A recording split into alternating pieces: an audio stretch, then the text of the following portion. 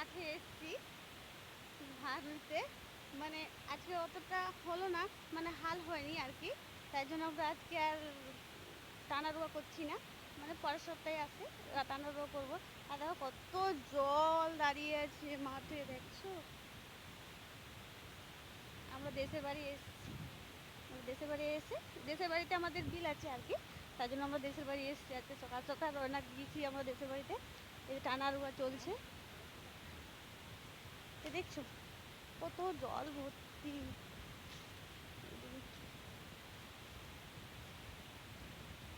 দেখছো আমার বোন এই যে মাছ ধরবে বলছে, বিলে মাছ ধরবে। দেখছো কত জল, একদম নদীর মতন ভরে গেছে।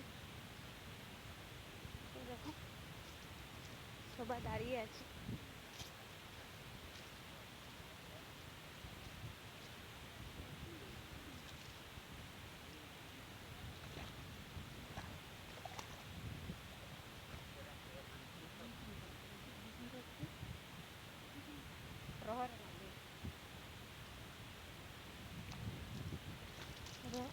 কারোর মধ্যে নেমে সাগরে আমরা যাচ্ছি।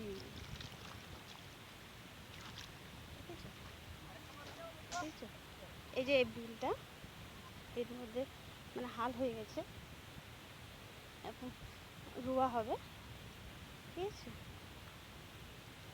বাপরে বাবা,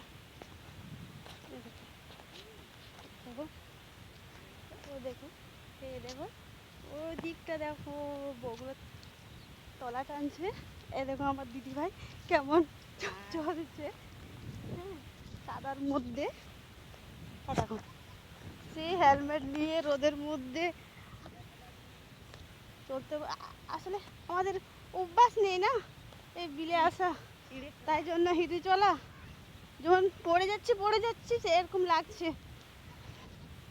মানে আমাদের টাউনে থাকা অভ্যাস থেকে তো গ্রামে এসে কেমন আজীব টাইপ লাগে আর কি।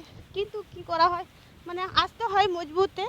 মানে আমাদের যেহেতু দেশের বাড়িতে বিল আছে, ঠিক আছে, তাই জন্য আসতে হয়।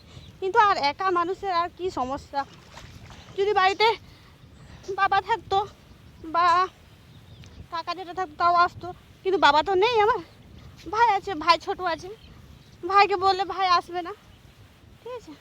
আর ভাই তো এইসব বিলের মাঝে, বিলের কিছুই জানে না, বিলের কাজে। তো ও এসে কী করবে? যখন আমরা আছি, আর আমার মা তো একটু দেখতে পায় না, ও কিছুই বুঝতে পারে না। কিন্তু যখন আমরা মেয়েরা আছি বলে অনেকটাই মায়ের হেল্প হয়ে যাচ্ছে ছেলে না থাকা।